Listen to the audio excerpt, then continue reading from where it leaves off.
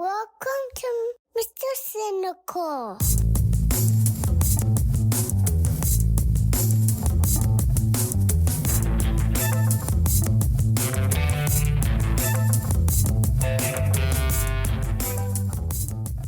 Hello, and welcome to Mystical Cynical. My name is Darren. Hey, I'm Jamie.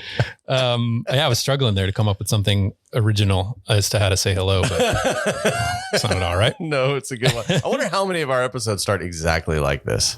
What's that? You could stream them all together. It's like different hello with me laughing, different hello with me laughing. It's always the same thing. Well, right? consistency is important when you're providing goods to the people. And in your cereal, your oatmeal. It's not oatmeal. It's which I'm going to give a free sponsor in hopes that we get a sponsorship from this company. But this company is called Magic Spoon, and it's like basically protein cereal. I mean, it looks like fucking Fruity Pebbles, but it's no sugar, all protein, baby. That's me. That's what I used to call my name of the episode. What the fuck? Jesus Christ, that scared the hell out of me after the gimp just came out of the closet. Wow. The Dyson wanted to be a part of this. Oh, fuck. We have a guest in the house today. We do.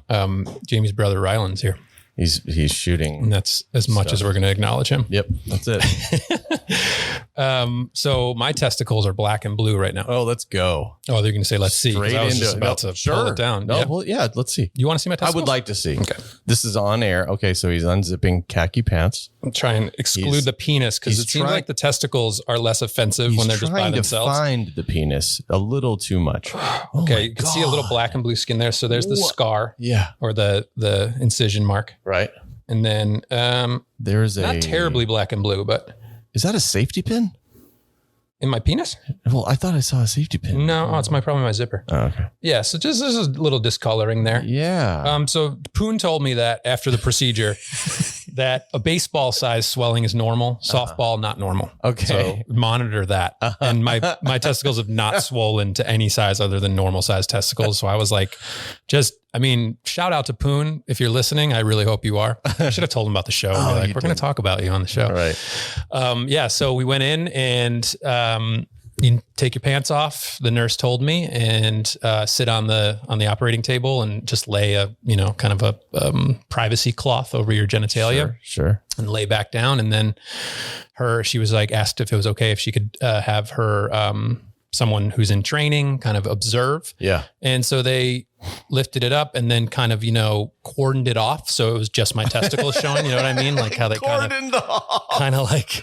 Yeah, just, framed it. They framed the testicles because that was all that was needed to show. And sanitized the area, which was icy cold, and then put on about maybe 8 inches by 4 inches, a grounding pad, like a sticky, you know how like when you like shock someone for like a defibrillator, like that kind of sticky pad on my thigh. That was to ground me. So when they're soldering my vas deferens, I don't get electrocuted. Whoa. Which I was like, they had to have figured that out. Right. The hard way. The hard way. Yeah.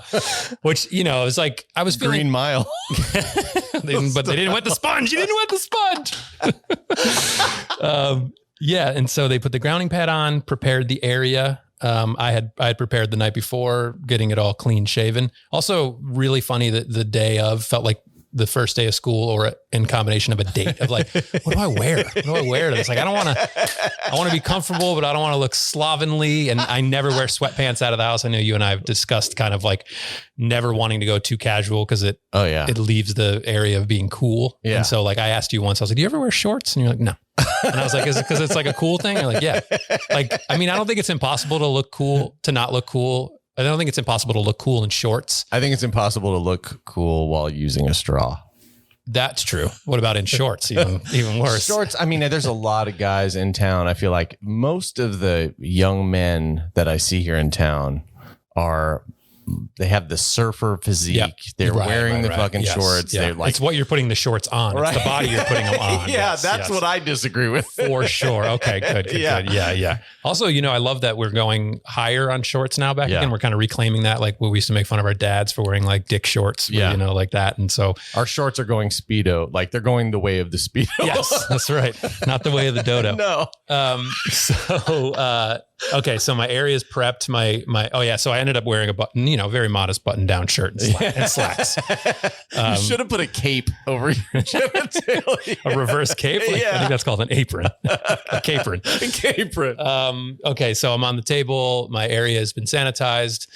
The table, walking in and seeing the tray of instruments, scalpel and all forceps and all sorts of shit. It's just like, it's real. It becomes very real at that point. But I felt really calm. I felt confident in just like, I got this. And I was intending to use what I've developed as a meditation practice to kind of zone into or zone out of. It's weird to find like, do I really, really want to be present with this? Or do I kind of want to distract myself? And it's the same thing with tattoos.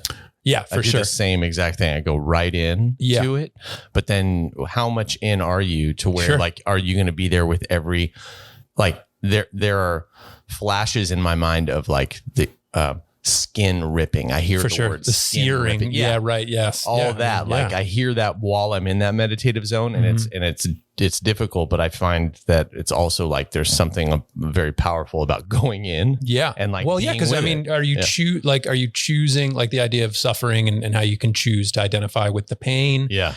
Or to separate yourself from like, this is happening to my body. My mind is interpreting it. Do I want, am I choosing to identify? It's a really strange thing. Yeah. And obviously this is like, a really good example to have traumatic incident right here in this area.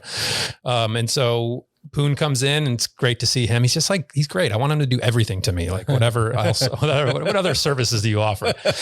Just really jovial and sweet and funny. And so he explained the process to me. It's in a small incision. We're going to pull each vas deferens out. We're going to take a section out of it, cauterize it, put it back in, sew you up. And that's it. And so we got right into it.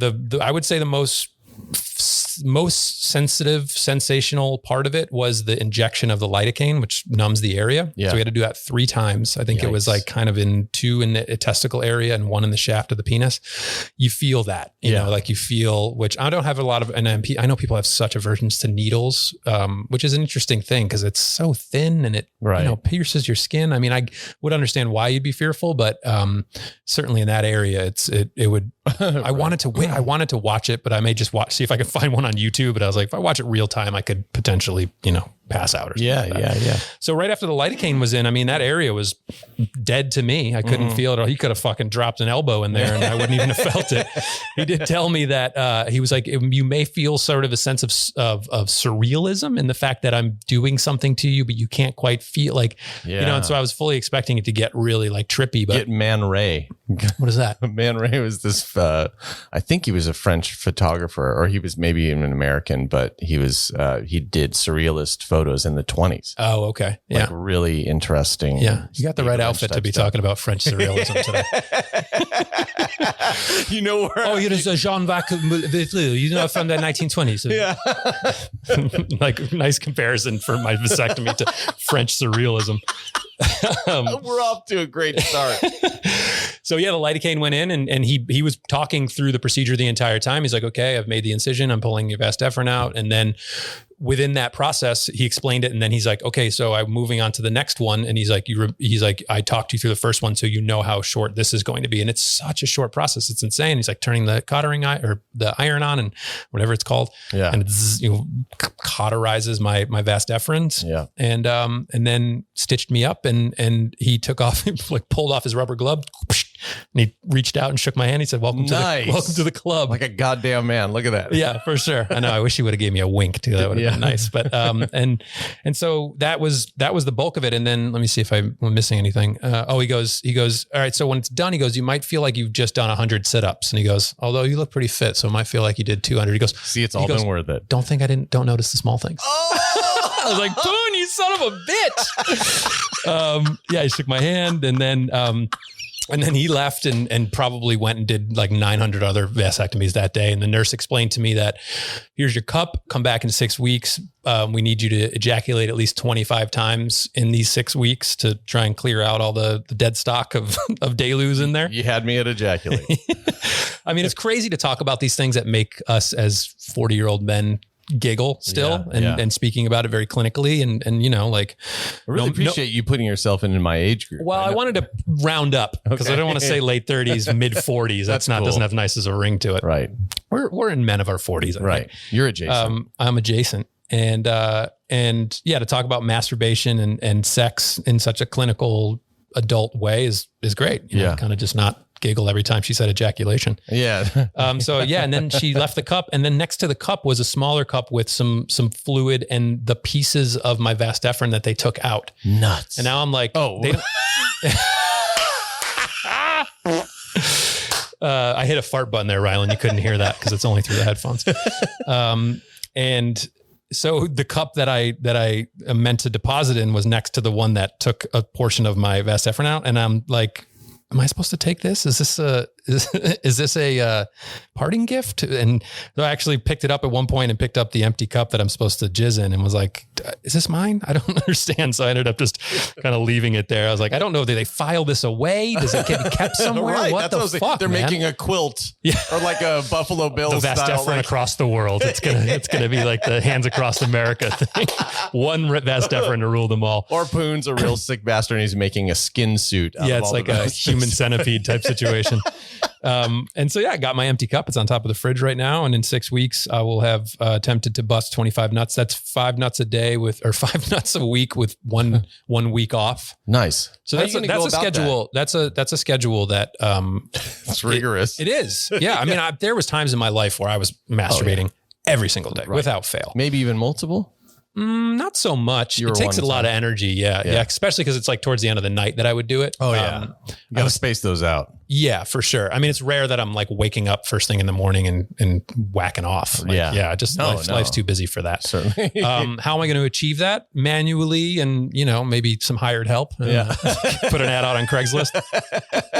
Can I ask about your maintenance down there? Like your pubic maintenance? Yeah. Like what do you go with? Do you go with like the Adolf, like the strip or do you like? Oh, wow. No. Do you do like gardening down there? I mean, like I guess it is landscaping. You don't do manscaping? No. Well, I mean, another sponsor that I'd love to pick up someday. I do use the Manscaped, which is a company that, of course, like every podcast you listen to sells you that. I bought it. It's absolutely incredible. It is designed solely for genitalia. Like I know we all, as we've kind of piecemealed this process of maintaining that, we'll use the same thing we'll trim our beard with. It's always a little weird. Exactly. Yeah. Like, so it's purposeful for that. It's waterproof. So you could bring it in the shower, which I don't do because I don't want all my pubic hair to go clog up the drain. Yeah. It's to sit over the toilet, and I do just a clean, even level, like not airing. You're not There's still hair. There is, like it's stubble. Like a thin, it's like kind of like the way my face is right now, like maybe like a 3-day face stubble. Oh, gotcha. I try to keep stubble, huh? Yeah. Does that bother down there when you're wearing underwear? No. Huh. I mean, do you shave? No, no. But I mean, I don't go down to, I go down to the nubs of stubble. Well, whatever the thing can achieve, short of actually getting like a razor out. But then you don't leave any hair?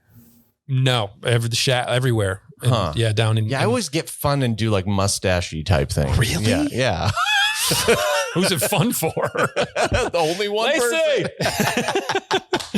And it's weird because I have a little bit of, like snail trail hair that's longer. And so it kind of just abruptly stops at this thing. So it always looks a little strange. I mean, and then my leg hair is longer than the pubic hair. So it's always a little off and weird. You could do with the snail trail. You can do like the Prince symbol. You could do something like that. Yeah, you could. I mean, if I had the pleasure of that amount of time and effort. And then it even down under the gooch, the taint. Yeah. I'm like, I can keep going all the way around, and then you can only bend your body so far over to get in there. And it's a mess. Yeah. Do you have a long history of like doctors like Poon where when you meet him, you kind of just wish, like what you were saying, like, I wish I could use him for other things, or like almost like a friendship thing. Yeah, for sure. Because especially when somebody holds such a high credentials and experience that like, I want, it makes someone that makes you feel good. And that is the same for like mechanics or for anyone who's doing something that I don't know how to do. If they have a good bedside manner, and you're like, oh yes, please help me, because I don't know how to do anything in life, like at all. I mean, I know what I know, but it's shit I figured out. I didn't go to school for or anything. So guys that are just well educated, I fuck with them. I like the good, like Bob Hope style doctor. Oh like man, that's old school. Yeah, just kind of, really charismatic. Yeah. Big cold hands. Winks at you a lot. Yeah. I mean, when's the last time you went to the doctor? Well, I took Siabel to the optometrist, and the one here in town at the Topa Topa Optometry, the guy there is just like such a pro. He walks in, he makes the kid feel comfortable. Yeah. He's joking around with the parent a little bit. It's all very grounded in what's about to happen. Sure. It's not like riffing out far over here and then getting serious. It's all kind of one thing. Sure. I feel like I'm a connoisseur of these kinds of doctors. Yes. Like I'm always like, well, that's the person, because it's beyond what they do. It is really like the quote that has been used here a bunch. It's like how they make you feel, these people, which is the real currency of it. Yeah, for sure. The place is great and it's really clean and they do a good job. But like I go places like this, to do things that might be uncomfortable, like Siabel having to go through all that eye exam stuff, which is fine. It's more comfortable than it's ever been. Yeah, for sure. Very interesting looking when they put that. I mean, that technology hasn't changed much at all. The big ass fucking thing. Is it better here? Yeah. Or better here? Right. Yeah. So that guy was really cool. And then the kids had, do you remember Heidi Fleiss? Just Hollywood kind of Madam? like, right. Okay. Or whatever. Yeah. I mean, and she what's was funny, because like, that's like local news for you when you were growing up. Like the tales of Heidi Fleiss didn't make it to Western New York. Is that right? Yeah. I mean, it's huge. It implicated Charlie Sheen and all these amazing. But I mean, those are like I never use that word right, but it sounds so good. I'm going to use it again. Yeah. Ostensibly like your community member, like people that live in your town, kind of. That's true. For sure. Right. It seemed like it made when I first moved to California and would be somewhere where the news would be on, like a TV hanging from the ceiling and the news would be on. And it was at the gym when I started going to the athletic club in Ojai, and it would be like Channel 7 News, and they would talk about like celebrity shit. That doesn't happen in Lockport, New York. We're not hearing about the escapades of Charlie Sheen on the local news, like you're a community member. Shit, that's crazy. Yeah. You wouldn't even think about that. No, not at all. Well, so the kids had Heidi Fleiss's dad as their pediatrician. Dr. Fleiss. Yeah. Amazing. And he was like a guy who, when he walked in the room, and I don't know if you've ever had this experience also, when somebody walks in the room, you can almost like, this feels very anime, this image that I'm about to give, but it's like they walk in the room and you can almost see like all the people that they've helped. Whoa. Like it's like dust coming off of them or something, like this magic glow of this old man who's very tall, who like he walked in the room and the room changed. Yeah. It was crazy. Do you think it's the same for Heidi walking in and having all the men that she helped get fucked? Yeah. Everybody all of a sudden feels satisfied when she walks in the room. No. Yeah. So, and that was the interesting thing too, because I don't know how he did during all of that stuff with his daughter. I mean, like being on the news all the time. Yeah. Yeah. Yet he remained in this practice and he was really well sought out in the Los Feliz area of LA. Go ahead. So for Heidi Fleiss, she was a madam, which meant she arranged men to sleep with. And this was high profile men. Yeah. This was like your Charlie Sheen's. Yeah. I don't stand one way or the other on that. The idea of sex for hire. No, me either. I'm certainly like, I love leaning towards the idea that we can do whatever the fuck we want without a governing body telling us what we can't do, especially things with our bodies. Well, how do you feel about suicide? I'm a major proponent. Yeah. Yes.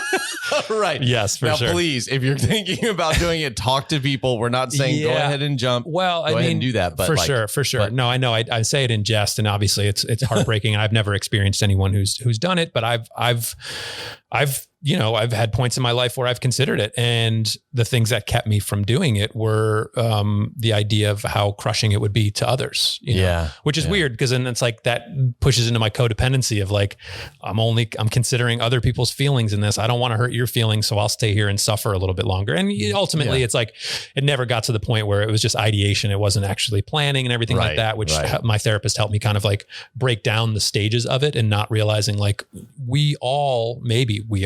a lot of us at some point or another go, what if I just fucking got out of here? Right. What if I just took off? You know, I know. like, I think it's more common than we all let on. Well, I mean, and it was helpful. Charlie broke it down to me of just that, like what I was really seeking in that was Charlie Sheen. Where are we in this? You're my therapist. Yeah, right. It's rare I make him laugh. I'm gonna just call him Chuck.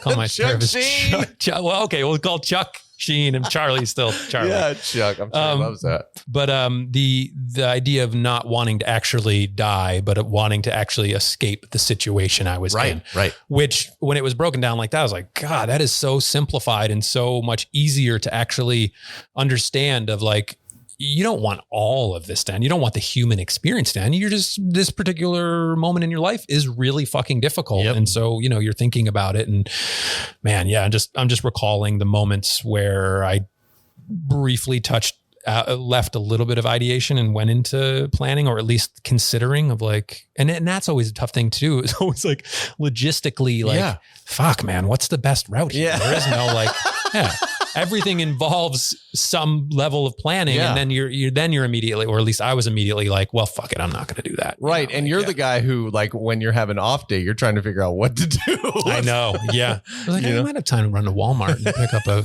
handgun. Like, it's terrible. So the time I've thought about it twice, and one time was after I was 18 and I was living on my own, and I had invited in, it was my first apartment, and I had just stopped being homeless for the first time. Mm-hmm. I'd been like, I ran away from home in high school and then lived on the street about a year. My dad said, hey, I want to bring you down back to Pasadena. I was up in Sacramento. So he said, I'll get you an apartment, and then you just get a job, and then you can start paying for the apartment. And so he brought me down, and I made friends that did drugs, and a few of them were older, and I always hung out with older people, and one of them smoked crack, and I'd never really done that. I think I'd done it one time. God, do you think you'd remember something like that? Well, no, I knew. I'm just trying to figure out where the placement of that this other time was when I did it. And I think it was my first time. Yeah. A craziest story, actually. I was hanging out with this band. Wait, it's a crazy story involving crack? That's hard to believe. Well, I was hanging out with this band, and I looked up to these guys, and they were much older than me.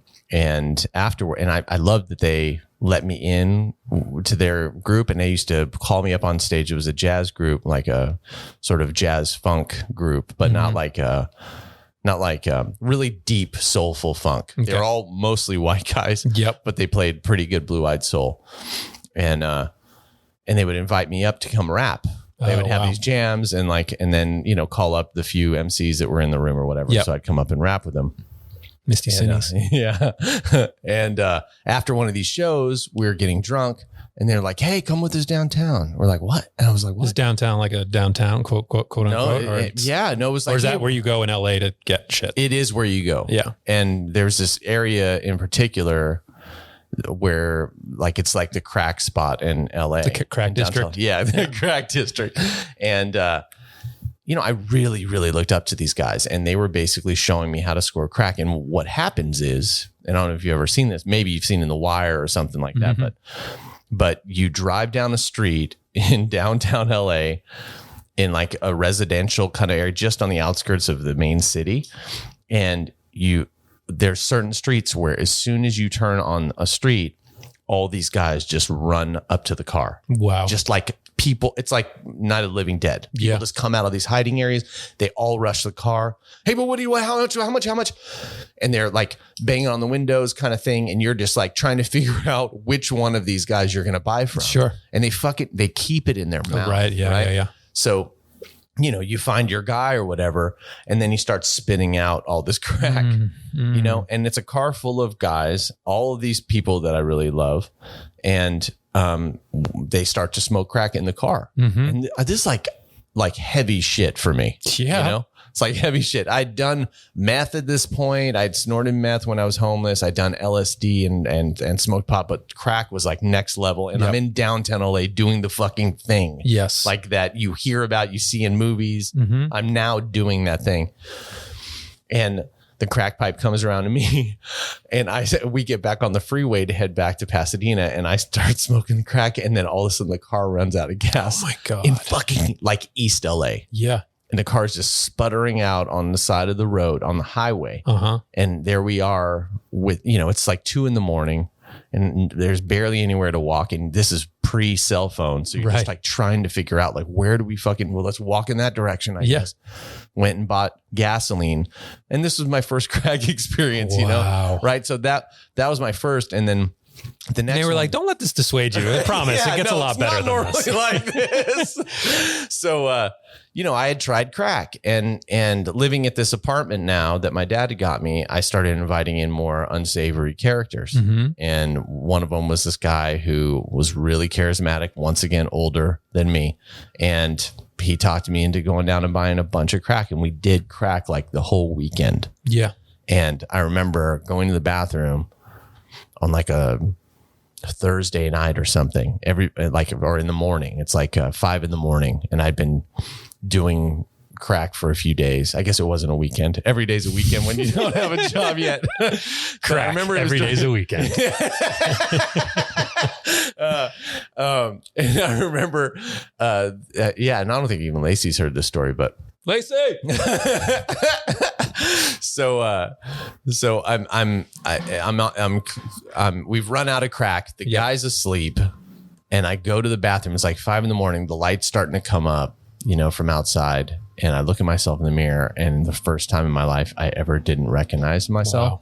And I was like at such a low point at who I'd become that I considered dying. Yeah. In that moment, I was like, I completely forgot about the suicide because I was so enraptured by the crack. Yeah.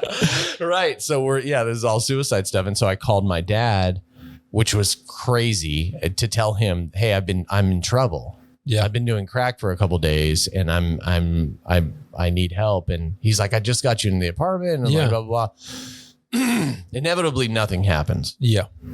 So, and I think I was asking even to go to treatment or something like that before I even knew what it was. I was like, I just need help. I need help. And my dad's like, you need sleep or whatever it was. You need Nancy Reagan in your life. Yeah, totally. And that's the interesting thing, is that the people that I know now who struggle with drugs, who are in our age group, they were 40s. All, right. They were all hardcore Nancy Reagan, Just Say No, DARE program fuckers. Yeah. You know, and like me, I was so ride or die. I marched in the Just Say No like parade. Crack is whack. Yeah, crack is whack. All that shit.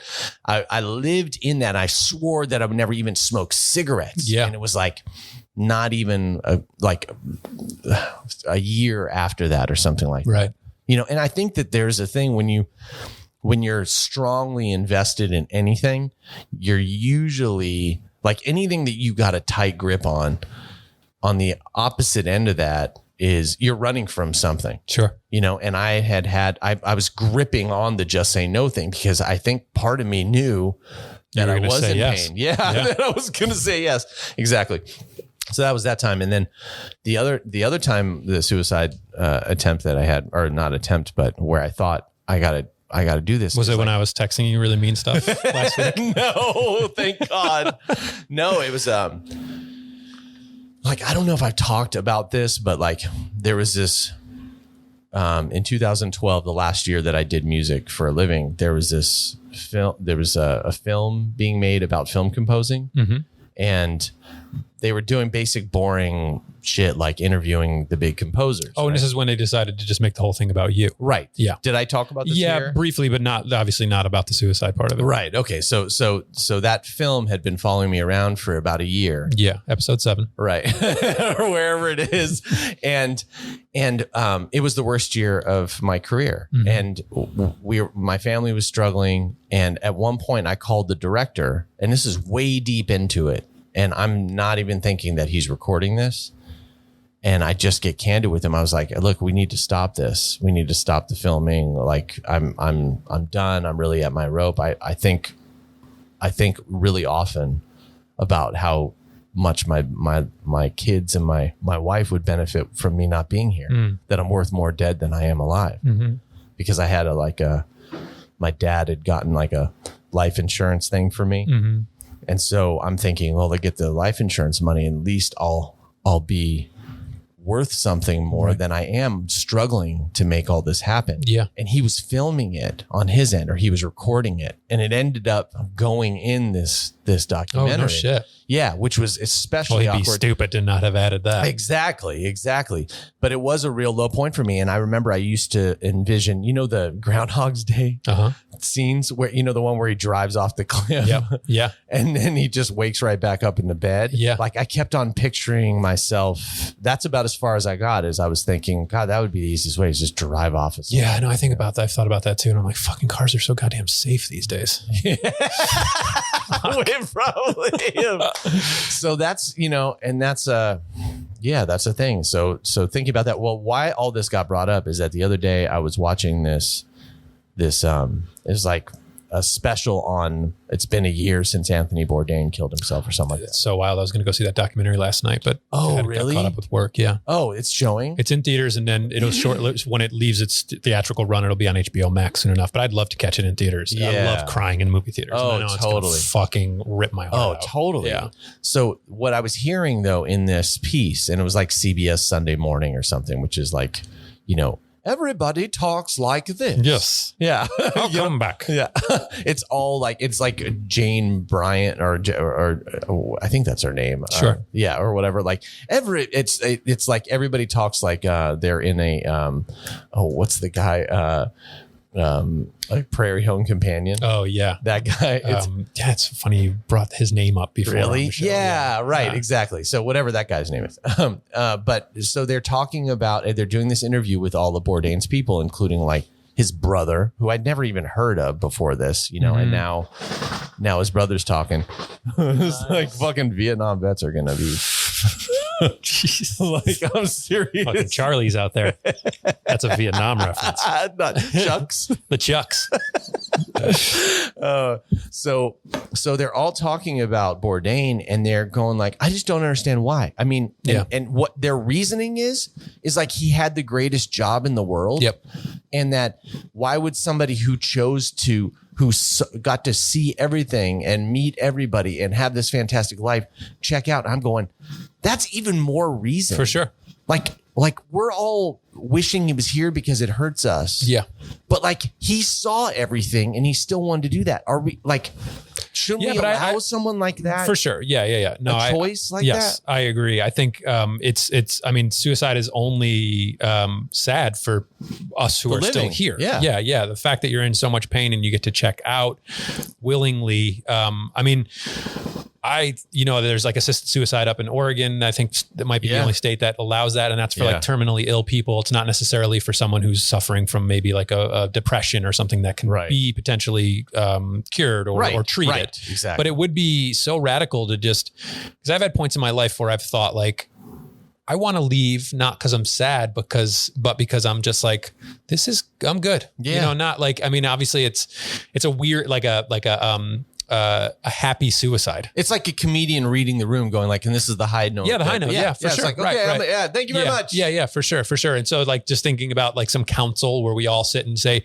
hey, like I'd like you guys to all gather. We're going to sit around and I want to talk about how I want to leave. And we'd all be supportive of that because it's your choice that you don't want to be here. The idea of like the way that we stop suicides or we prevent, obviously, again, this is all like, I want to say all this with that I think most of the time sadness is or depression that would lead you to suicide is treatable, and to seek help in any way that you can. But just that idea of like having a sovereign choice till the end in everything you do, to just say like, nobody asked me if I wanted to be here. So this life immediately started unconsenting. Right. I did not say I wanted to be here. Right. And so for me to leave should be just as much of my decision. Exactly.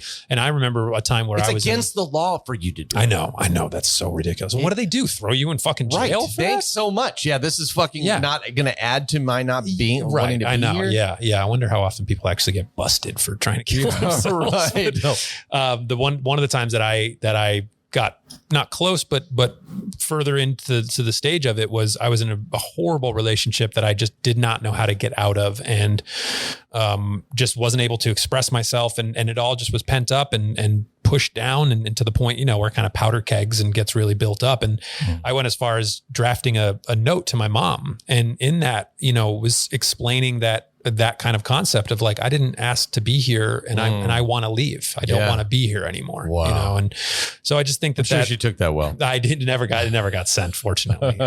But yeah, I mean, just that, and again, just like even in those processes of like acting it out, or not acting it out, but kind of like airing it out in that letter, you start to consider things a little bit more, or even just that, like the process of the last time, which is like, it's going to be forever associated with the Tiger King, that documentary was on Netflix. I was late in watching that, and I watched it several months after it came out, but I was staying in a really shitty hotel room, had Tiger King on, had a straight razor in my cosmetics bag in the bathroom. And I'm sitting on this fucking bed, just like in my mind, walking into the bathroom and taking care of it. Wow. And so, obviously, like as soon as I did that, I started bawling my eyes out. And so the bawling my eyes out was the considering of leaving here and leaving everybody sad. And that's not only, not only just considering everyone else's feelings, but also being like, well, maybe I'm not, that I don't actually want to leave. I don't want to leave. I think most people don't. Yeah. I honestly do. I think that most people who consider suicide,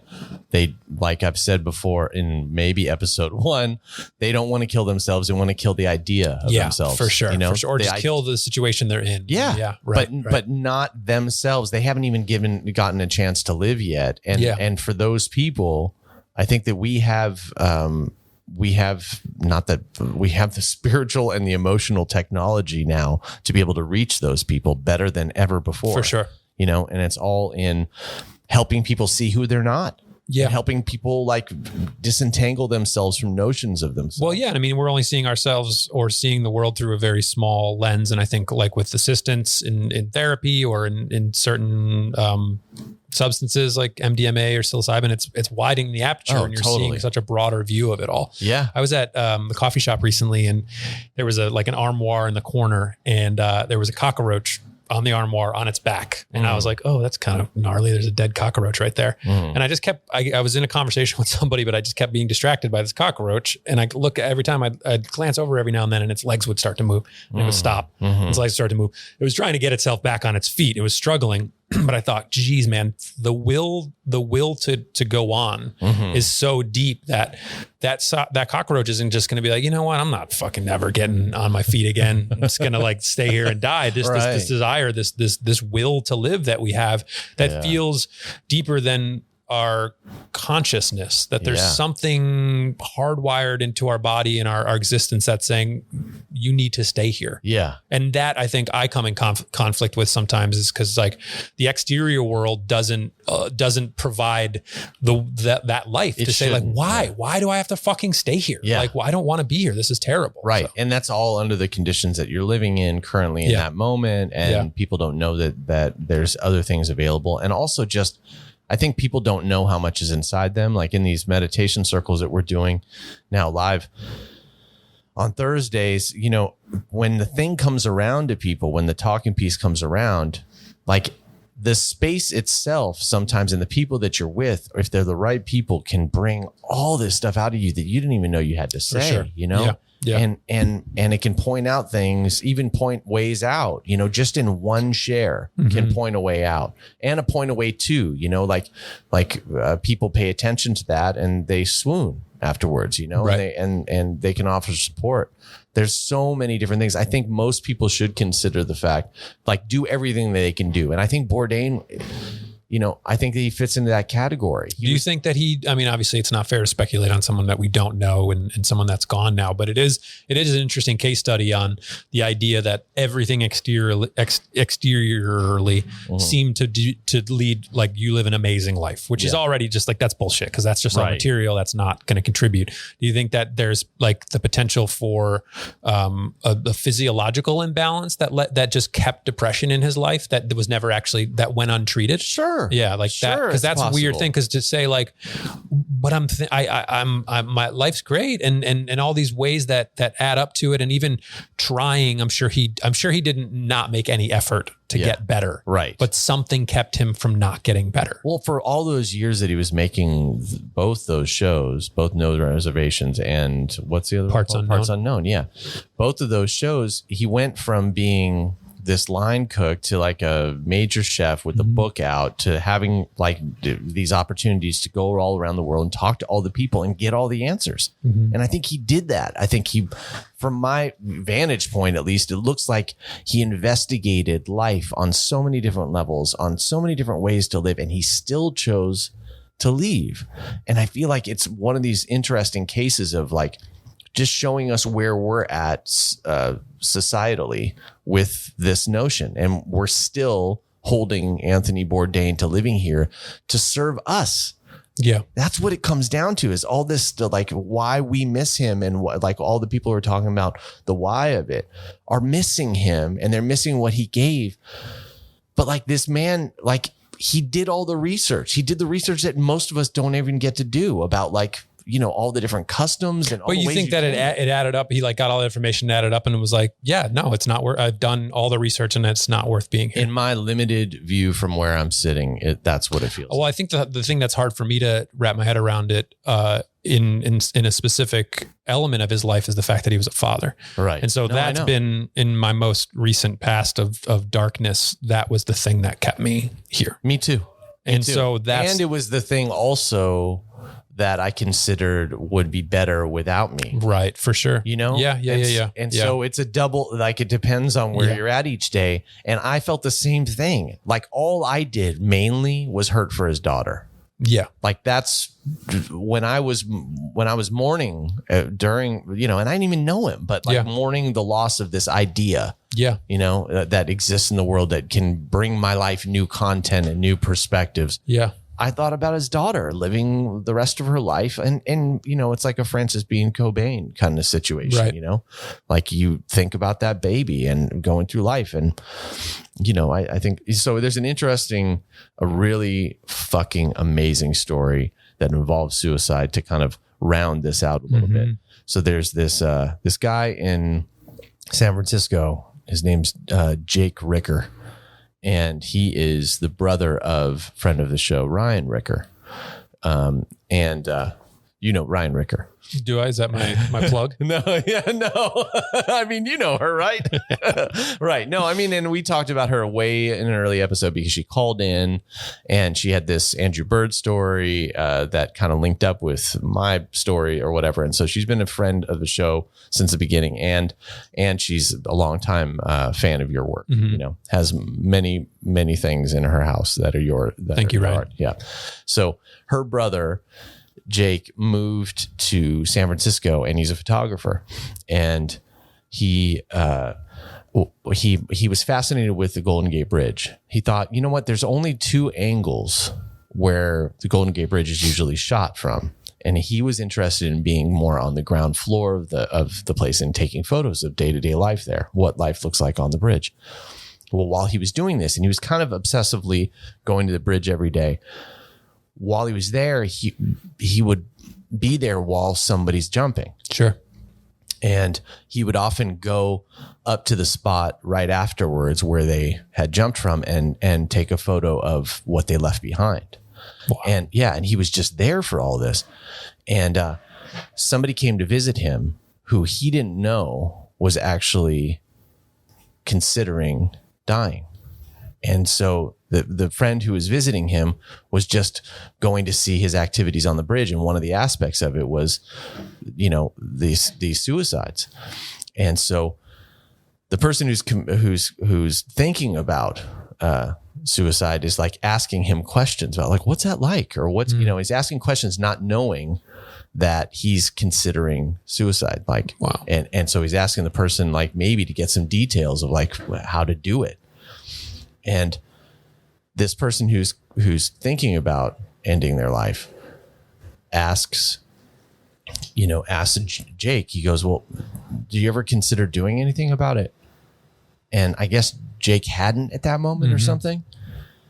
Like he didn't know, like most of us like think that we could do anything. Right. And so he got into deep introspection over that idea. And the next time he was at the bridge and somebody was trying to do it, he went up to him and he started talking to him.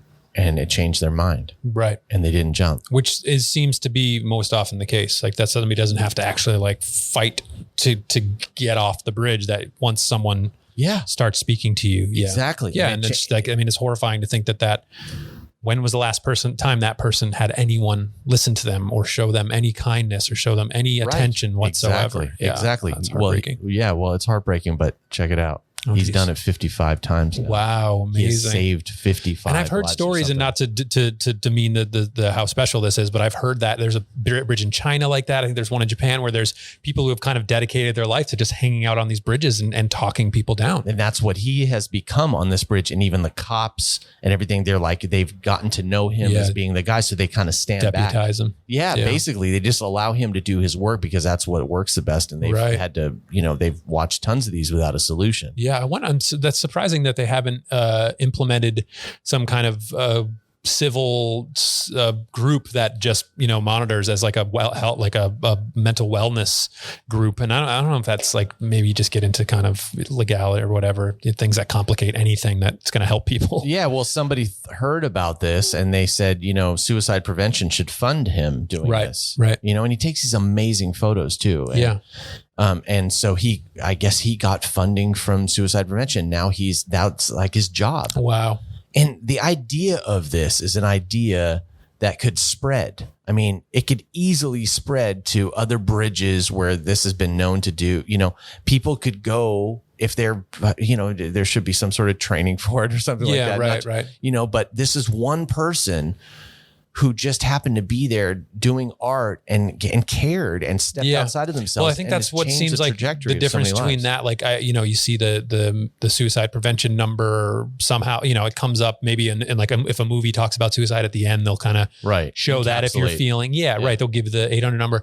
I always felt like, it felt so impersonal and so like not bureaucratic, but like so official that I'd be like, man, when I was in my darkest, if I'm ever in my darkest, that always seems like that I would never just pick up the phone and call a 1-800 number. No, like even just like, I mean, obviously I'm creating all story around this, but that I'd imagine somebody who's like fucking over it and sick of their fucking job. Yeah. Like being like, suicide prevention, how can I help? Like, which is probably not true. I'm sure it's probably amazing, but I mean, just knowing how hard it is to reach out for help. And so for help to just fucking just appear like an angel, like angels do. Right. There's a documentary called The Bridge, and it's about the suicides on the Golden Gate Bridge. It's incredible. Oh, really? The documentary filmmakers set up a camera up on one of the hills that recorded it for 365 days. And they recorded many, many instances. I think if they had a stipulation where if somebody was there, the onus was on them to actually contact authorities to not let it go by. But oftentimes nobody was there to monitor it. So these suicides happened. And then they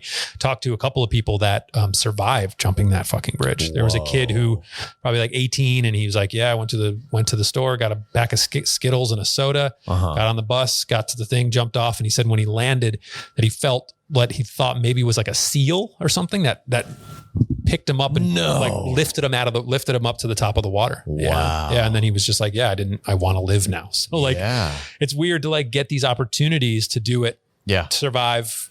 I wonder what the reapplication rate is for when someone survives and you get that kind of jolt of like the cockroach on its back. Right. Right. Yeah. Well, anyway, you can see he just put out a book of his photography, Jake Ricker, and it's Ricker. And I think it might be jakericker.com. Sweet. But yeah, he's an amazing person who is the most unlikely of heroes. And by the way, the person who is considering suicide, who kind of helped helped this idea along within Jake is still on the planet. Nice. Still here too. Yeah. Well, hope they're happy. Yeah. I don't say that sounds so terrible. I hope you're happy. No, of course. No. And what this week I was telling you that I had a difficult day, and and basically what it was is I don't consider the shadow side of things, it's not my primary focus. My primary focus is mostly moving toward the light, mostly moving toward expansion. And what I don't consider is that in all of that, there is this enormous shadow of things that fall through the cracks, the details that are on the flip side of all of this, that are connected to it all. Like when you do anything in life, it casts a shadow. There is a dark side of all of that. There's an opposite end. And at times, the fragility of our minds, which I stepped into this week and I've told you about, can highlight all of that shadow stuff. Mm-hmm. All of the opposite end of where your normal drive is headed towards. And mine is optimism. My normal position is finding the best in situations and moving toward that. And what I don't consider is all of what took me to get there, to be this optimistic person. And all of that is still fueling it all. And all of that is something that can at any time be flipped over, and you can be in that shadow stuff. And I think a lot of people get confronted with this in psychedelic trips. This is maybe what you could call a bad trip. Yeah. Would be the mind manifesting all the shadow world stuff and not enough of the stuff, your normal point of momentum, or your normal drive. And so for me, that's what happened is I basically took a dive into all of the negativity that I had experienced in my life, all the negativity maybe that I've heard from all the stories that I've been exposed to in these sessions. And I was in that, and the scary part is that when I was in it, and I hadn't ever experienced anything like this other than being in a psychedelic trip that you can't turn off, but I couldn't find my way out. Mm-hmm. And to think that that's a possibility, even for someone like me, really just immediately puts me in touch with so many people who are either prone to psychosis or are prone to the shadow world stuff. The shadow world shit would be like people are living in that, like a lot of the QAnon situation, is all just people that have been forgotten, that are trying to make the best sense out of their situation. And sometimes you have to make enemies to do that, Yeah. And so they're living mostly in that shadow world thing. And to think that that's available to any of us, that we could just have a flip switched and just be in all of that, I wonder, as you start talking about that, it makes me think, as you were saying, how you're moving ever towards the light, ever towards expansion. Yeah. And now I saw that as like a literal walking towards a big bright light, a white space. And it is funny that we're both wearing contrast. You're all black, I'm all white today. But I wonder in that, and we can speculate on the answer to this, but if you're moving closer to the light, is the shadow, is the length of the shadow, basically is the shadow always on your back, right, and you're moving closer and closer? And then we're talking about infinite spaces. There's no end. Sure. I don't think there's an end. Maybe the end is death, and then you've reached the light, but right. Then there's no absence of shadow, whatever. But right. but as imagining, as you're walking and as you're doing the work you do in meditation and mindfulness and all these things that help you take the steps ever towards the light, that the shadow is still right on your back, and the shadow is still expanding. And so once you've stopped, once you've questioned yourself, or once you've been spooked or something and you turn around, it's right there in front of your face. And so man. You're not creating space where you're here, and now if you look behind you, there's a sense of light, and you've actually made distance. It is just ever put pressed up against your back. Yes. And man. that how close you are to it at all times. Yes. And so that idea of staying in consistent practice, not succumbing to these stories, is all you can do is just keep walking forward. Because once you stop, it's going to catch up. It's not even catch up to you because it's already caught up to you all the time. And I love talking to an artist about this because you were thinking visually there, and you had this vision of the shadow being pressed up against the back. And and I hadn't considered that. Yeah. But that's a very artistic view of this. I'm a professional. Yeah. Well, with the shadow, once again, let's see. So the dreams are like the subconscious, you know, and I used to try and figure out my dreams, which is a fool's errand, you know, at least Freud and Jung would think it's a fool's errand to do that. And Western psychology, I think it's once you think you've figured something out within a dream, and I used to love to do it, you know, and there's almost so easy sometimes. It's like, well, of course, that's because I ran into this person and blah, blah, blah. Yeah. So, but when we do that, when we have a fixed outcome in our mind of what the dream is, what it means, we shut out the possibility, all of the other possibilities that could exist. And the way it's been pointed out to me is that the shadow or the subconscious is always trying to have a relationship with us. And it goes about it in ways that make us at times feel uncomfortable, but it's necessary. And it's really just trying to show us things. And we run from that. I know it's so funny to think of this like ugly monster that pops up and you're like, oh, and you're like, oh, I'm sorry. I had some information for you. I'm sorry, my face is so hideous. And like, dude. Yes, exactly. And so that's the thing. And so I now don't try and figure out my dreams as much, you know, it just, I allow it to be there. And at times something will unlock a dream in your waking days. You know, you walk through town and you'll see something and it reminds you of the dream that you had or whatever. Yeah. And then there's a process that we always get to be in. And I think that most of my life, I haven't really invited that side in so much. And it's really responsible for making me who I am. Yeah. All of the negativity and everything like that is the inverted North Star or whatever, you know, it's the thing that I'm moving away from. Yeah. You know, and it's that point. And I'm just thinking, well, I'm so glad that's far behind me. But like you said, it's right pressed up. Yeah. It's pressed right up against our back.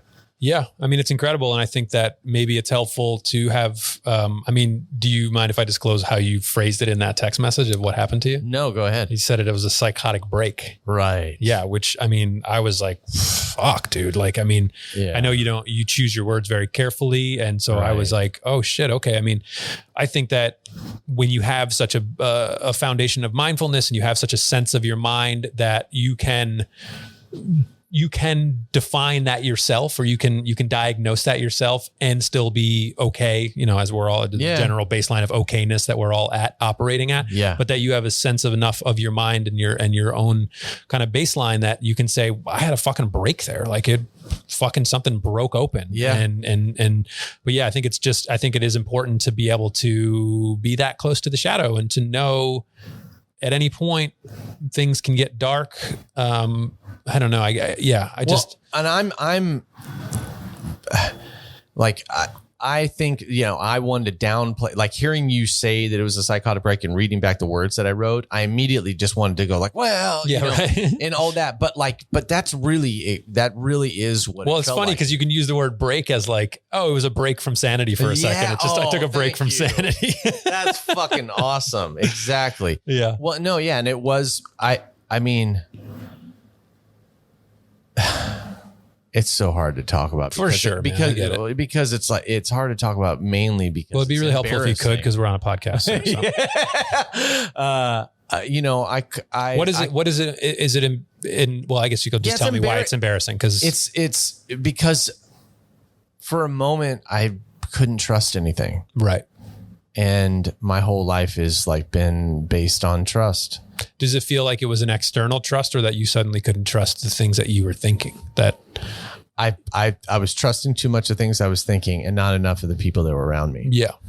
And there wasn't people around me. It was Lacey and Billy. Right. You know, and the best thing that she did, which I was resistant towards, was She just give you a good old mid-century smack in the face. Snap out of it, Jamie.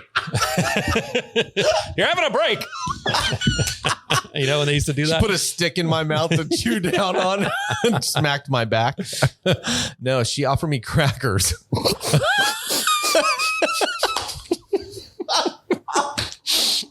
Well, yeah. And I was like, oh yeah, why? Yeah. I was like, why? You know? And, you know, and I was like, I was also convinced momentarily that Lacey was comfortably sitting watching my demise. Right. Yeah. Yeah. Just like calling you a cracker. Getting,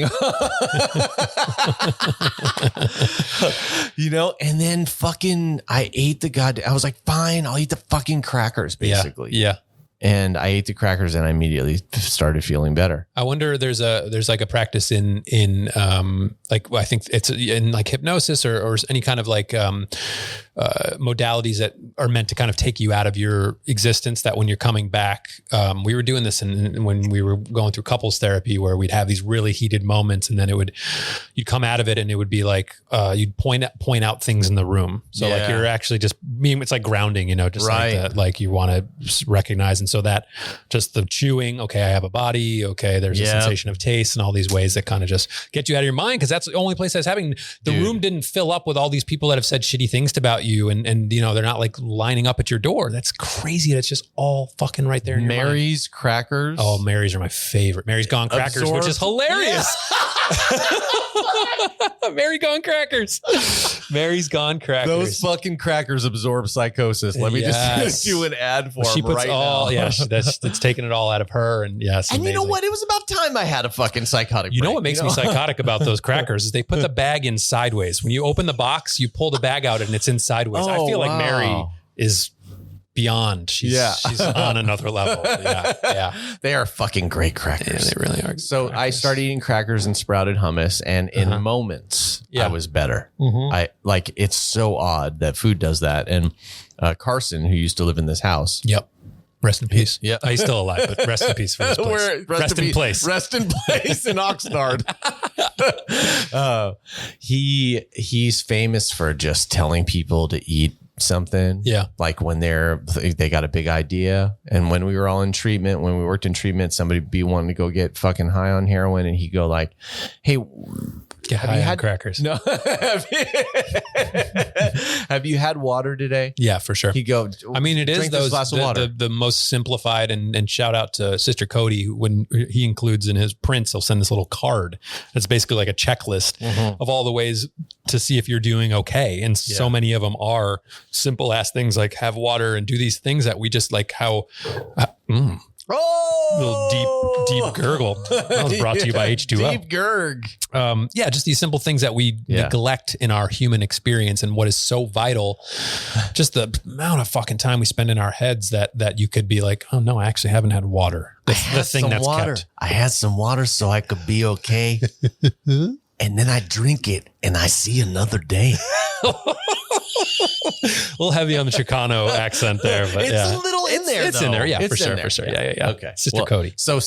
Right, and you know what, Sister Cody has from this show, I can't tell you how many people that I know that have gotten exposed to him. Oh, for sure. And now are buying his stuff. And like, absolutely. I'll show up to a session and somebody's in a fucking badass, like a purple sweatshirt. Lavender. Yeah. Sister Cody. Like, this is double great. Extra large. Yeah. That's amazing. Shout out to Sister Cody, and shout out to Carson for this idea, because drinking water, he'll be like, hey, listen, go home, drink some water, eat something if you can, take a shower. Yeah. And if you still want to do it, I'll buy you a fucking cab. Yeah, right. And he would tell him that. And they would always go do this. And you're just buying yourself time. And then also doing, putting some things in your body. Sure. Whatever is fueling these thoughts, it's usually fueling it without some sort of absorption or any other external sort of a remedy that you can put in there. Right. And water, the simplicity of water, or fucking, in my case, it was sprouted hummus and Mary's crackers, brought me back to reality in moments. Right. And I just think that it's really important. And I think Lacey's going to be really proud of me for saying this, but LASIK. That it's really important that I had this experience. Yeah. It's really important because I've never had anything like that. Yeah. And I'm obviously back and online, and I did sessions the next day. Yeah. And it's like boy interrupted or boy not interrupted. Right. Well, I had I'm being really selective as to how I communicate with you these days because I want to be really conscious around that. And so when you sent that, I wanted to do it with levity, but also it was just like, you know what, I mean, he doesn't need this right now. But I wanted to point out it's not joy. It's kind of just this like appreciation for the fact that you had that experience, that not that you would claim to be this, but I certainly imposed something on you where you're immune to human experiences. Right.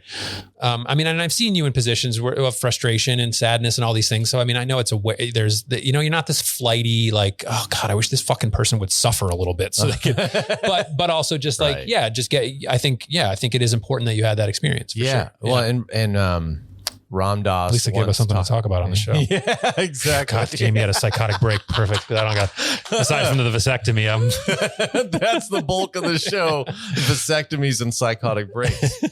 What did Ram Dass have? So who's Ram Dass? Well, right. So when Ram Dass was talking to Alan Watts at some party, I think he said something like, fucking fly on the wall at that party. Dude, I know. I'm thinking about, and they did not only psychedelics together, but they also brought psychedelics into prisons. Whoa. And there was a time where prisons were like thinking that Tim Leary had convinced the prisons that if we was it before he broke out of the prison? It was before he was in there. Yes. But he had convinced them that like, this is the true way to reform. Yeah. And they bought it at a certain point. And these prison experiments, a lot of them went really well. Mm-hmm. But anyway, so Ram Dass and Alan Watts are talking, and Alan Watts said to Richard Alpert or Ram Dass about his spiritual leanings that he's always in expansion. Basically, he said, your problem, Ram Dass, is that you're addicted to emptiness. Mm-hmm. And that was basically saying, like, you're right. I'm always trying to be transcendent. I'm always trying to be spirit, and I'm missing the human experience. Right. And so when I heard that quote a few years ago, I started paying more attention to that. And that also, like, I've been on this trajectory of like, hey, I surrendered Jamie-ness. Mm-hmm. So now whatever's happening and that's helping people is not me. And so I don't have any right to rest it. I don't have any right to like say, oh, I can't go do that, or I shouldn't help this person. Right. Because I was in the lowest point and I surrendered, and this thing showed up in my life that said, go over there, go over here, go over here, because I had surrendered my ideas, and all those things in all those places, I ended up becoming really useful to people. And so I'm like, who am I to have any ownership over this? Yeah. And so I was on that trajectory for a few years. And then Lacey and I got together, and she at a certain point just wouldn't have it. Mm-hmm. She's just like, you gotta be a human being, and you need to learn how to rest. Mm-hmm. And she taught me how to rest, basically. Yeah. And I'm still learning. Yeah. And part of it is also, she doesn't like that I don't talk about my process. Like, she thinks that at times she would like to know how I'm processing things. And most of the time I'm processing things in a way that is not the way that she would think in that moment. Mm-hmm. Like, meaning like she applies, I think, in these moments like, oh, well, anybody would be feeling this around this. Right. And I don't feel that way most of the time. So I don't even think that there's anything to talk about. It's not like her and I don't constantly talk. I can hear you over there. Shut up. Just constantly in process. Yeah, And right. like, I'm just like, the notion when it was presented of me talking more, I was like, give me a fucking break. That's all we do. Anybody that's around us, it's like, it's like a constant, like the constant TED talk that's happening, We're just always running diagnostics on anything that pops up into our life. And so I've never really felt like I was withholding anything. But, I think that the more that I can show my limitations and acknowledge them And this was certainly a case. And I can tell, some things that went into this. I'd been exhausted for the last 3 weeks. Tiger was up with us for 3 weeks and during the summer, and doing that, having him here while I was doing the day-to-day, seeing as many clients as I'm seeing these days, like it was a new thing and it was a heavy thing. And it was like the two worlds, the house being the place of business and to the place where we all live. Like it was just so much like going on. And then finally dropping him off on Sunday. And the next day this happened. And it's not because of Tiger, but like I've been ramping up. I've been ramping up for so long without a support to be able to hold the expansion that's going on in my professional career. Yes. And so I'm finding all those limitations and I'm acknowledging them, and it is good to be human, and it's great to share the human side of this and have it be recorded now and along with everything else. I think that not that you don't know this, but you need more Jamie time. Mm-hmm. You just need I know you've taken a couple of some longer extended periods, but even then you're out with your mom. I'm always doing shit. I'm never sitting around. Well, yeah. It's and true. even you're always with people. Yeah. And I don't know. I so much appreciate solitude and being able to have that space where knowing myself well enough where it's challenging for me, or it takes effort. It takes calories. It takes an exertion of energy to deal with people. And that doesn't mean because people are so hard to deal with, but you're dealing with people every second. You're relating, you're looking somebody in the eyes, you're thinking about something else, you're pulling in a million different directions. And so it's just, it's an expansion. No.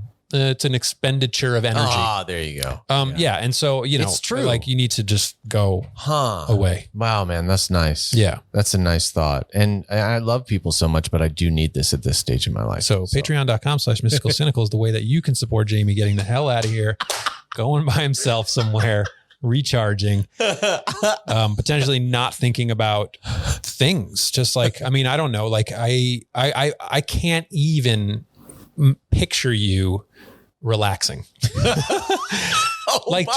means like not having your fucking phone. Maybe reading is relaxing, but you're still considering things like, it's true. I don't know. What is relaxing to you? Which is I can't even define that for myself. So, I know. One of the only ways that I get it in short bursts is going to the beach and just getting pounded by the sun. Just like laying out and getting pounded by the sun. It makes me dumb. Whose son? I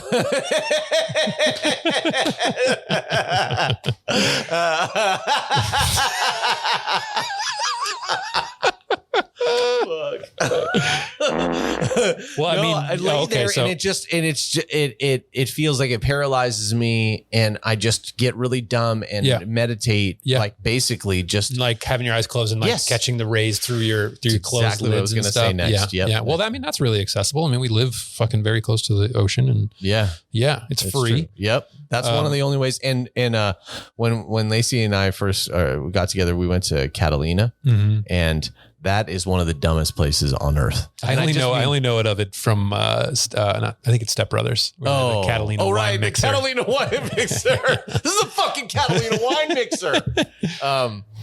So going there is like one of the dumb. They call Lacey's family call it a dumb place, and not meaning like it's stupid, meaning like it kind of, you go there and you just do dumb things. You just like drive around in these golf carts and nothing means anything. Right. It's an escape from meaning. Yeah. And when we went there, this is the most ridiculous thing, but and how I can't escape things. I have to shut off synchronicity also somehow. Right. Because your mind is that conspiracy theory Charlie from It's Always Sunny in Philadelphia meme where he's got the cork board and all the lines, the strings drawn to everything. Totally, that's everywhere exhausting. I go. Yeah. So I have to learn how to turn that off when I do take said rest. Catalina's the perfect place. Well, it was bereft of synchronicities. So I went there, and then the one day that I'm fucking there, or like the couple days that I'm there, these Tibetan monks from my teachers, like whatever, like, you know, were there doing a sand mandala. Oh, geez. And I run into them and they're doing the sand mandala, and they basically greet me like as like a brother or something, you know, we're taking these photos, and then I march with them.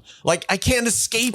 I'm going to the dumbest place on earth, and the fucking Tibetans are there. Yeah. And I'm like marching with them through the city streets with those big horns out, the celebration horns that are like, right. Yeah. And we're marching down to the ocean to dump the remains of the sand mandala that they built. And this is like supposed to be a day off, but like, I can't go anywhere, you know? No days off, huh? Right. No. So I need to learn how to do that. And obviously a part of me is not setting my intention for all of that to shut off, because I'm always so open. Of course. Yeah. So I just could probably just set my intention to not take in stimuli and not process things. Yeah. And just go be dumb somewhere. I'd love to see you do that. When's the last time you went to the movies? Oh, it's been a long time. I think we should go to the movies. That'd be awesome. To me is my first introduction to meditation was, because I mean, especially nowadays where you're like, I mean, unless you're the total asshole, you don't have your phone on you. Right. And you're forced to focus on this giant screen, and that's it. I mean, it's such presence to me. I love it so much. So maybe the Bourdain thing, unless you want to do that solo. No, I'd love to do that with you. Okay, cool. It's like, we could do the Mystery Science Theater 3000 thing for it. Yeah, totally. You guys shut the fuck up. Fucking great, man. Yeah, so great. Look, I watched. I didn't even know he was here, Ryland. Barely half the time. He's so quiet. Yeah, doing great. Great to have you here. I watched a little bit of the Billie Eilish documentary last night. I started watching it, and knowing that it was so long, I'm going to take it in chunks. That there was a moment early on where they, I mean, it's so beautiful. If anyone hasn't checked it out yet, it is amazing. Just the moments that they choose to share tell so much about these people. And there was one where I think it was her and Phineas were like doing like a goofy handshake or something like that. Just all these little moments of like, oh, these two are so fucking close together. Totally. And I was high, which is kind of much more on the rarer side these days, but I had, which high for me elevates feelings, makes things that would have just kind of maybe passed by me. I feel them on a much deeper level. Yeah. And I thought, I had this sinking regret for the vasectomy, because I go, Delu's never going to have this. Oh, and yeah, I was over it quickly because I was like, well, I'll be that for Delu. I'll be Delu's Phineas, which, you know, is not true, because Delu's not going to be my bestie, unfortunately. Right. But yeah, it was sad. But that's the one thing that I have about it. It's like, just not like the finality of it. Yeah, exactly. And it's like, I've always seen it as like, once again, it's that same mentality of like, who am I to shut off God's instrument? Yeah, for sure. You know? Absolutely. But, you know, I'm also 44, going on 45. Yeah. I'm with a partner who doesn't want a child, who though often. Why doesn't she get a vasectomy then? she often, at least lately, has mixed feelings about it. Not any that dissuade her or like have big conversations about. Well, so I'm always so curious about like the choice to say, I don't want kids, and then the voice that says you do. And I feel like the voice is that primal urge pushing up through the foundation you've built of like, I don't want this. And it's like, it's the cockroach on its back. It's just like, you need to do this. You need, like, this is what we're here for, to perpetuate this species, which I feel like is an old primal monkey mind. Like, I think that I feel like it's okay. And of course I'm justifying my decision to cut yourself off from that, to say like, I'm not going to continue to perpetuate this. Yeah. You know, my kids don't want another kid. I mean, they, of course, that's an idea. It's out of the question for you. Yeah. Do not have a child. Right. Like, I will not allow that. Okay, yes. Good. Yeah. I'll put you in touch with Poon. We'll get it all straightened out. I'll have him come over to the house. We can do an on-air situation. Oh my God. That would be great. Yeah, that would be great. Yeah. Holy shit. Well, maybe I'll consider that. It's not entirely sterile in this house though, so I wouldn't recommend it. Poon wouldn't want to do it where your child spilled milk. Crumb. Yeah, exactly. The rice cake crumbs all over the place. Shit. Yeah. Nice, man. That's it? Yeah, that's it. Mystical Cynical is a show that we do, obviously. No, I meant to say patreon.com/mysticalcynical. We appreciate everybody who's supported and continues to support. It's just absolutely, it's absolutely incredible that we're still doing this. What is this? 37 episodes in, that it's wild that we just incepted this started doing it, continue to do it. There's people all over the fucking world that listen to this, which is like absolutely insane. Yeah. I'm curious to still see how it progresses. I think, I mean, God, I'd love to do a live show somewhere. It's hard to, I don't think we're quite there yet. I don't think we could fill a place. We could get 100 people in Colorado in a couple of different cities. Yeah, easily. Because that's what the readings say. It says that like there's a base there. And then if one of those people brings another person, right. You got, I mean, even if we went somewhere and there was 40 people, it would be fun. That's true. That's true. And a great comic has offered to lend support if it's anywhere local, right? That's true. Yeah. Okay. Well, we'll see where it goes. Okay, perfect. And not before you have your rest. Yeah, nice. Yeah. Okay, great. Thank you all for the support. And I looked at the Patreon the other day, and there's so many people who are contributing. And I want to say that we have now accrued enough of new people to send out the monthly. Yeah, you know what? I also have a giant box of tote bags at my studio that was reserved for our $20 pledge members. Obviously, $20 is a lot to ask. We do have a few $20 pledgers who've received their tote bags, but I don't know, maybe, I don't know, we'll do something with them. Yeah. And it could be a one-time $20 pledge. And buy a tote bag. Right. Buy a tote bag. And put it up on the website or something like that. Okay. Cool. There was one more thing that I'm forgetting. We're doing once a week. 888-884-CYNIC is a telephone number. Oh, that's what it was. 2 people at least, and it cracks me up, and God bless them, have commented on our Patreon. How do I listen to the podcast? I know. Are you all right? You guys all right out there? No. I just got to assume that there's other things in your life that you're struggling with, and I wish you the best. Has to be right. Well, they can't hear this message. That's right. Yes. Not yet. Right. So it has to be, I'm thinking, one of those other countries or something where like the dumb countries, right? Where they don't have Spotify or whatever. Yeah. Like here's a concept. In Canada, they don't use Venmo. Okay. I didn't know that. So like the technology, we just think that the world has just mostly just the US. Yep. How do they send in their loonies and their toonies to each other? Do you know those terms? That's also really funny to think about. Like you grew up with Charlie Sheen on the news, and I grew up making fun of Canadian currency. So they have a toonie is like a $2 coin, and a loonie is a $1 coin because there's a duck on it that's known as a loon. Mm-hmm. And so it's just the quaintest, cutest. Oh, is it because you could basically throw a loon into Canada from Buffalo? We could, yeah. But we also, we would make, my buddy and I would, Colin, listener of the show, would make fun of how low the Canadian currency was. And it would be, anyway, it's not at all funny if I described it. But we were in that close of proximity where we could throw their money back over the border.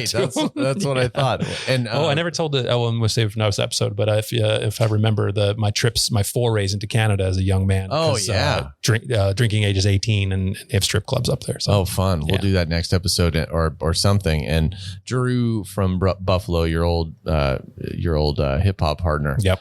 And the postal carrier, he sent in a picture of a girl's feet on dashboard while he's driving.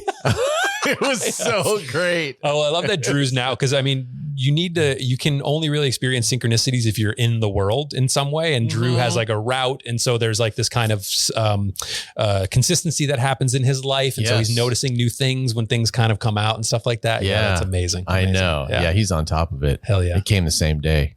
Nice. Same day as the episode posted. Yeah. All right. Well, it's great seeing you. Yeah. I'm glad you're back from your break. Thanks. Break time's over. Get back to work. All right. Till next time. All right. Love you. I love you.